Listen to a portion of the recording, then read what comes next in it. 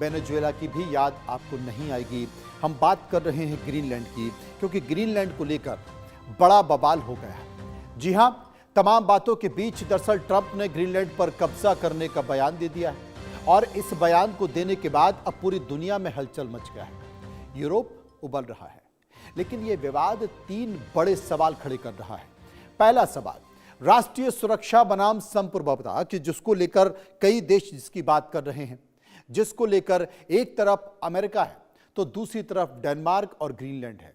दूसरा ये कि विवाद को लेकर नाटो का भविष्य क्या होगा, क्या वो तमाम बातों के साथ साथ सीधे ट्रंप से टकरा पाएगा। और तीसरा ये कि अंटार्कटिका सागर अगर युद्ध का केंद्र बनता है तो फिर दुनिया के लिए कितना घातक होगा। माना यह जा रहा है कि अगर ग्रीनलैंड को लेकर युद्ध भड़कता है तो फिर दुनिया के बड़े बड़े देश इसमें स्वाहा हो सकते हैं। इसी मुद्दे पर आज समझने की कोशिश हम करेंगे समझिए.com में। समझिए.com में आपको बताएंगे कि आखिर बर्फीली जमीन पर आज बयानों की ज्वालामुखी क्यों फूट रही है। बने रहिए बस हमारे साथ। तमाम बातों के साथ साथ समझिए.com में हम चर्चा इस बात को लेकर भी करेंगे कि आखिर ग्रीनलैंड है क्या, यह खबर क्या है। ग्रीनलैंड का बयान देकर ट्रंप ने नया विवाद खड़ा कर दिया है। ट्रंप के बयान पर डेनमार्क की तरफ से तीखी प्रतिक्रिया आई है और उच्च स्तरीय यानी कि हाई लेवल जो बातचीत है उसका जो नतीजा है वो पूरी तरह से गलत निकला है, बेकार निकला है। दोनों पक्षों में बुनियादी असहमति रही है।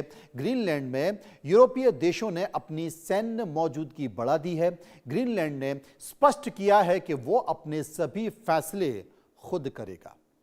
अब तमाम बातों के बीच ये भी है कि इस मुद्दे पर नाटो और ट्रंप आमने सामने आ गए हैं। लगातार वो अपनी अपनी बातें कर रहे हैं और जो दोनों के बीच टकराव भी देखा जा रहा है। दरअसल ग्रीनलैंड को लेकर अमेरिका और यूरोप के बीच तल्खी चरम पर है। इस मुद्दे पर अमेरिका और नाटो के बीच एक बड़ा अंतर्राष्ट्रीय विवाद उभर कर आ रहा है। डोनाल्ड ट्रंप ने दोहराया है कि ग्रीनलैंड को अमेरिका के नियंत्रण में होना चाहिए क्योंकि यह राष्ट्रीय सुरक्षा के लिहाज से महत्वपूर्ण है। उनका यह भी मानना है कि रूस या चीन अंटार्कटिका क्षेत्र में प्रभाव बढ़ा सकते हैं अगर अमेरिका इस स्थान पर नियंत्रण नहीं रखता है। लेकिन डेनमार्क जिसके अधीन ग्रीनलैंड आता है और ग्रीनलैंड के अपने नेता इस बात पर दृढ़ता से विरोध कर रहे हैं। वे कहते हैं कि ग्रीनलैंड बेचा नहीं जाएगा और उसका भविष्य स्वशासित तरीके से तय किया जाएगा। अब विशेषज्ञ क्या मानते हैं? विशेषज्ञ मानते हैं कि यह विवाद 3 मुख्य मुद्दों पर टिका हुआ है। राष्ट्रीय सुरक्षा, संप्रभुता और नाटो की भूमिका। कुछ विश्लेषकों का कहना है कि अगर तनाव बढ़ा तो फिर नाटो की एकजुटता के लिए गंभीर चुनौती बन सकती है। जबकि ग्रीनलैंड में स्थानीय लोगों का जोर शोर से यह कहते हैं कि खुद तय करना चाहते हैं कि उनका भविष्य क्या होगा। यह ग्रीनलैंड के लोगों की बात है। दुनिया भर में मीडिया ग्रीनलैंड की इस राजनीति को बहुत ही करीब से कवर कर रही है। यह विवाद अंतर्राष्ट्रीय कूटनीति, सुरक्षा और सहयोग के नए प्रश्न खड़े कर रहा है। आने वाले दिनों में नाटो, यूरोप और अमेरिका के बीच बातचीत और रणनीति के साथ अधिक महत्वपूर्ण साबित होगी। ट्रंप की इस नीति पर घरेलू और अंतर्राष्ट्रीय दोनों स्तरों पर भिन्न प्रतिक्रियाएं भी आ रही हैं।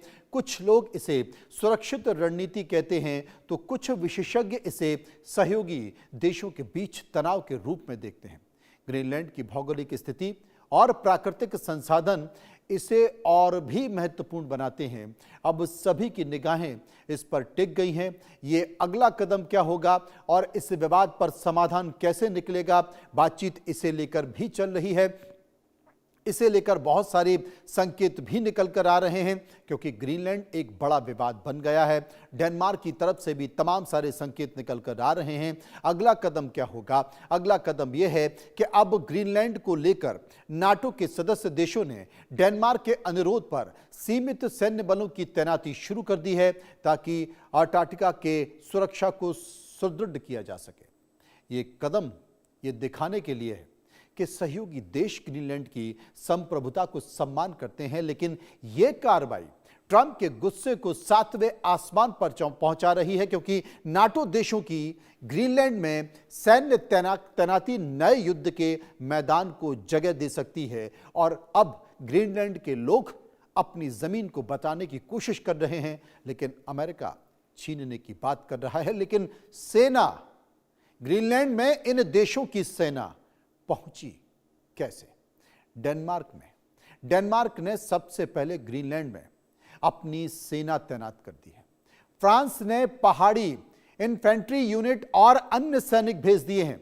जर्मनी ने जांच टीम के साथ भी अपने सैनिक भेज दिए हैं और स्वीडन ने अपने सैन्य अधिकारी पर्सनल ग्रीनलैंड भेजे हैं। नॉर्वे की भी बात कर लेते हैं। नॉर्वे ने भी अपनी टुकड़ी का समर्थन शामिल किया है।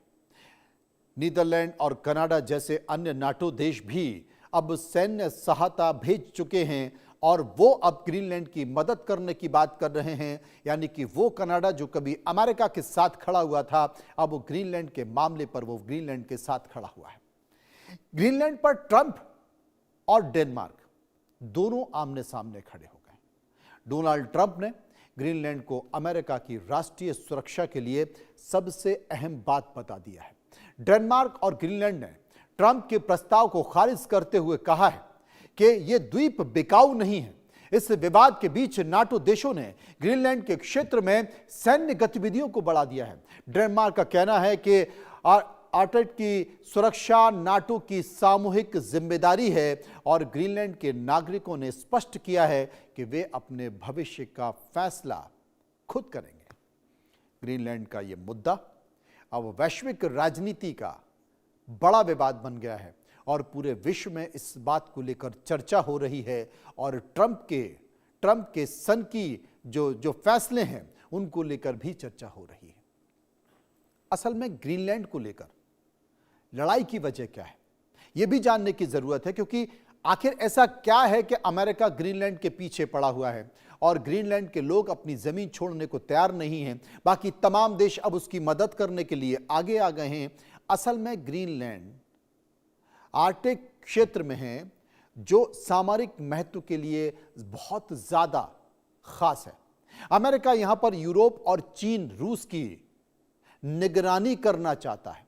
यहीं से बैठकर ट्रंप ये चाहते हैं, ट्रंप का यह मानना है कि अगर उसने ग्रीनलैंड पर पकड़ नहीं बनाई तो रूस और चीन यहां पर आकर अपना प्रभाव बढ़ा सकते हैं। डेनमार्क कहता है कि ग्रीनलैंड उसका स्वशासित हिस्सा है, कोई दूसरा देश इस पर आकर अपना दावा नहीं कर सकता। ग्रीनलैंड के लोग चाहते हैं कि अपने भविष्य का फैसला वो खुद करें, ना कि अमेरिका करे और ना ही डेनमार्क करे। अब नाटो की भूमिका इसमें क्या आती है, यह भी समझने की जरूरत है। नाटो यह चाहता है कि सुरक्षा सामूहिक तरीके से हो, ना कि किसी एक देश के दबाव में हो। यह अपने आप में एक बहुत बड़ा संकेत है।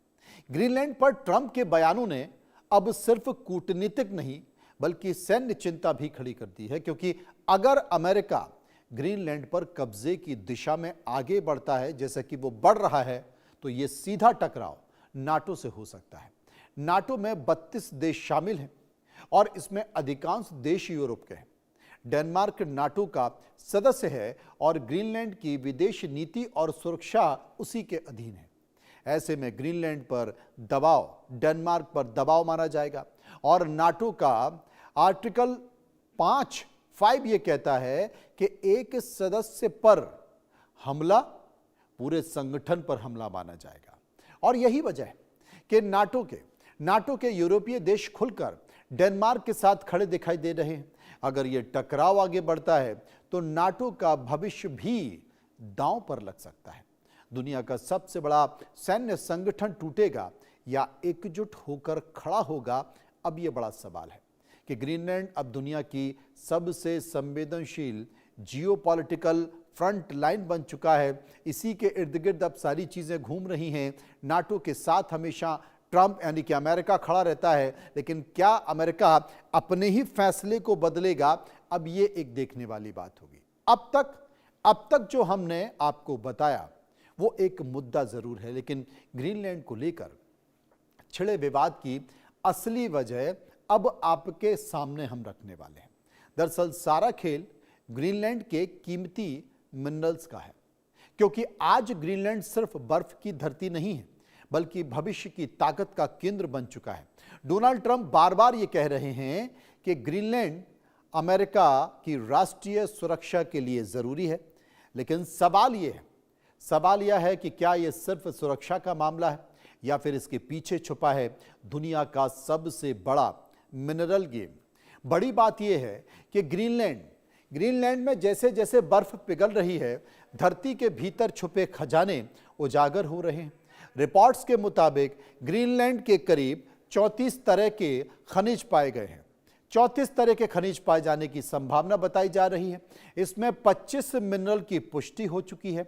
इन खनिजों में दुर्लभ धातुएं भी शामिल हैं, जिसकी जरूरत भविष्य की टेक्नोलॉजी में सबसे ज्यादा है।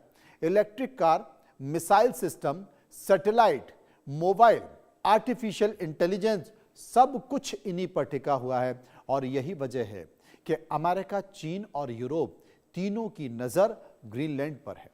ट्रंप इसे रणनीतिक सुरक्षा बताते हैं, लेकिन आलोचक कहते हैं कि असली मकसद ट्रंप का अगर कुछ है तो वो फिर है मिनरल पर कंट्रोल पाना। डेनमार्क और ग्रीनलैंड इसका विरोध कर रहे हैं और वो कह रहे हैं कि फैसला उनका होगा। नाटो देशों भी अभी ग्रीनलैंड को रणनीतिक सुरक्षा जोन में मानने लगे हैं। विशेषज्ञों का यह मानना है कि अगर आने वाले वर्षों में ग्रीनलैंड नई मिनरल सुपर पावर बन सकता है, यानी कि यह लड़ाई जमीन की नहीं बल्कि भविष्य की अर्थव्यवस्था की, इकोनॉमी की हो रही है। ग्रीनलैंड की बर्फ पिघल रही है, लेकिन उसके साथ पिघल रही है दुनिया की भू राजनीति, यानी कि जियोपॉलिटिकल भी। आज जो ग्रीनलैंड पर पकड़ बनाएगा वो कल टेक्नोलॉजी पर राज करेगा। इसलिए यह मुद्दा अब सिर्फ अमेरिका बनाम डेनमार्क का नहीं है, बल्कि ये मुद्दा बन चुका है वैश्विक शक्ति का, संतुलन की लड़ाई का। और शायद यही वजह है कि ग्रीनलैंड आज दुनिया का सबसे हॉट जियोपॉलिटिकल जोन बन चुका है और ये तनाव का एक कारण भी बन चुका है। अब ये जानने की जरूरत है कि आखिर जो ग्रीनलैंड है उसमें मिनरल्स कौन कौन से हैं जिसके कारण अमेरिका की नजर यहां पर टिक गई है। वो सबसे पूरे देश में चर्चा रेयर अर्थ की हो रही है। अभी हाल ही में आपने देखा कि रेयर अर्थ को लेकर ट्रंप ने, जो कि अमेरिका के राष्ट्रपति, उन्होंने किस तरीके से शाहबाज को बुलाया था, मुनीर को बुलाया था और बाकायदा एक सूटकेस से रेयर अर्थ उन्होंने निकाल कर दिखाए थे जो कि बलूचिस्तान में है, और इस बात का विरोध भी वहां पर हुआ था। लेकिन यहां पर ग्रीनलैंड में कौन कौन से मिनरल हैं? यहां पर है यूरेनियम, यहां पर है लिथियम, ग्रेफाइट, निकल, कोबाल्ट, तांबा और जिंक। जितने भी मिनरल्स यहां पर हैं, जितने भी रेयर अर्थ हैं, उनकी डिमांड इस वक्त दुनिया में बहुत तेजी से बढ़ रही है, क्योंकि उनका व्यावसायिक गतिविधियों में काफी इस्तेमाल होने जा रहा है, हो भी रहा है और होने भी वाला है। मिनरल्स की जो अनुमानित कमाई है वो कितनी है? कुल मिनरल्स की जो वैल्यू है वो हजारों अरब डॉलर आंकी जा रही है। अकेले जो रेयर अर्थ मार्केट है भविष्य में वो करीब करीब 500 बिलियन डॉलर प्लस का अनुमानित जो खजाना है जमीन में, वो माना जा रहा है। लिथियम, निकल से बैटरी इंडस्ट्री में, जो कि ईवी का मार्केट का आधार है, उसका सबसे ज्यादा इस्तेमाल हो रहा है। अब यूरेनियम का इस्तेमाल सबसे ज्यादा कहां पर हो रहा है? परमाणु ऊर्जा में और रणनीतिक शक्ति में, यानी कि यौद्धिक जो युद्ध होते हैं उसमें सबसे ज़्यादा इस्तेमाल होता है। इसके साथ साथ अगर हम बात करें आर्कटिक ट्रेड रूट की, तो उसके खुलने से नई वैश्विक व्यापार आय भी होगी। ग्रीनलैंड भविष्य में जो बन सकता है वो मिनरल इकोनॉमी बन सकता है, उसका हब बन सकता है। इसलिए अमेरिका की नज़र यहाँ पर आकर टिक गई है, ठीक वैसे ही जैसे वेनेजुएला में था। अब माना क्या जा रहा है? माना यह जा रहा है कि ग्रीनलैंड का जो मिनरल है वो ट्रंप की आंखों में चुभ रहा है, क्योंकि अपने दूसरे कार्यकाल में ट्रंप राष्ट्रपति कम और व्यापारी यानी कि बिजनेसमैन ज्यादा नजर आ रहे हैं। इस तरह ग्रीनलैंड अब सिर्फ बर्फ का टुकड़ा नहीं बल्कि महाशक्तियों की टकराहट का मैदान बन चुका है। ट्रंप बार बार ग्रीनलैंड पर कब्जे की बात कर रहा है और इसे अमेरिका की सुरक्षा से जोड़ रहे हैं, लेकिन यह बयान सीधे तौर पर नाटो की एकता को चुनौती देता है, क्योंकि ग्रीनलैंड भले ही नाटो का सदस्य नहीं, लेकिन उसकी सुरक्षा की जिम्मेदारी डेनमार्क पर ही है और डेनमार्क नाटो का पूर्ण सदस्य देश है। ऐसे में अगर ग्रीनलैंड पर किसी तरह का कोई हमला होता है तो मामला सिर्फ अमेरिका बनाम ग्रीनलैंड नहीं रहेगा, बल्कि अमेरिका बनाम नाटो देश हो जाएगा। नाटो का जो आर्टिकल 5 है वो ये साफ कहता है कि अगर सदस्य पर, नाटो संगठन के किसी सदस्य देश पर हमला होता है तो वो किसी एक देश पर हमला नहीं माना जाएगा, बल्कि पूरे नाटो संगठन पर हमला माना जाएगा। यानी कि डेनमार्क की संप्रभुता पर अगर चोट पहुंचेगी तो पूरी यूरोप की सेनाएं हरकत में आ सकती हैं और आ भी रही हैं। विशेषज्ञ चेतावनी दे रहे हैं कि ऐसा टकराव नाटो के इतिहास का सबसे बड़ा संकट बन सकता है। दुनिया का सबसे शक्तिशाली सैन्य संगठन टूटने के कगार पर पहुंच सकता है और अगर टकराव सैन्य रूप ले लेता है तो उसका असर सिर्फ यूरोप तक सीमित नहीं रहेगा, बल्कि यूरोप, आर्कटिक और वैश्विक व्यापार सब कुछ इसकी चपेट में आ सकता है। ग्रीनलैंड आज मिनरल से ज्यादा युद्ध की आशंका का केंद्र बन चुका है और यही वजह है कि दुनिया की निगाहें अब इस पर लग गई हैं, क्योंकि अब वहां पर बर्फ नहीं बल्कि इसकी जमीन में विस्फोट होगा, पॉलिटिकल ब्लास्ट होगा और वो पूरी दुनिया उस जब ब्लास्ट होगा तो उसकी जद में, चपेट में आ जाएगी, चाहे वो किसी भी तरह से आए। अब किसने क्या कहा यह भी सुनने की जरूरत है, क्योंकि बहुत सारे बयान भी निकल कर आ रहे हैं। डोनाल्ड ट्रंप ने क्या कहा, जो कि अमेरिका के राष्ट्रपति हैं। डोनाल्ड ट्रंप ने कहा कि हम ग्रीनलैंड को राष्ट्रीय सुरक्षा के लिए आवश्यक मानते हैं और नाटो को इसे हमारे पक्ष में लाने की दिशा में नेतृत्व करना चाहिए। रूस चीन को अनुमति नहीं देंगे, ये कहा है ट्रंप ने। अब मेटे ने क्या कहा है, जो कि प्रधानमंत्री हैं डेनमार्क के, वो कहते हैं कि ग्रीनलैंड बेचा नहीं जाएगा, सीमा बलों को बलपूर्वक बदलने की कोई बात नहीं होनी चाहिए, हम अपने सहयोगियों के साथ खड़े हैं। डेनमार्क ने कह दिया है, वहां के पीएम ने कह दिया है कि वो ग्रीनलैंड के साथ खड़े हैं। फेडरिक क्या कहते हैं? फेडरिक कहते हैं कि हम डेनमार्क चुनते हैं, हम अमेरिका नहीं चाहते, हमारा भविष्य स्वयं सिद्ध रूप से तय होना चाहिए। जॉन मैक्रो, फ्रांस के राष्ट्रपति, क्या कहते हैं? वो कहते हैं कि ग्रीनलैंड का निर्णय उसके लोगों का है और ये यूरोप और नाटो के साथ खड़ा है और संप्रभुता का सम्मान होना चाहिए। फ्रेडरिक मर्च चांसलर हैं जर्मनी के, वो कहते हैं कि अगर कोई पक्ष ग्रीनलैंड का जब्ती करना चाहता है, जबरदस्ती उसे हासिल करना चाहता है, तो ये नाटो के इतिहास का अपूर्व संकट होगा और विस्तार से इस पर हम चर्चा कर रहे हैं, समझने की कोशिश कर रहे हैं, यानी उनके भी संकेत निकल कर आ गए हैं। ग्रीनलैंड के नागरिक कहते हैं, क्या कहते हैं? वो ये कहते हैं कि भाई हम बिकाऊ नहीं हैं, हमारी संस्कृति जो है वो हमारी जमीन है, इसे खरीदा या जबरन कब्जा नहीं किया जा सकता और करेंगे तो हम विरोध करेंगे। अब क्या करें? ट्रंप क्या क्या कर रहे हैं? ट्रंप तमाम बातों के साथ साथ क्या कुछ करने वाले हैं? बहुत सारी बातों के बीच संकेत ऐसे निकल कर आ रहे हैं। कुल मिलाकर अगर ग्रीनलैंड पर आपसी सहमति नहीं बनी, और आपसी सहमति अगर नहीं बनी तो ना केवल नाटो टूट जाएगा बल्कि इसका लाभ रूस और चीन उठाएंगे, और अगर युद्ध होता है तो आप विनाश के बारे में कल्पना कर सकते हैं कि वो किस हद तक पहुंचेगा। लेकिन अभी और भी संकेत आने वाले हैं, जो संकेत आएंगे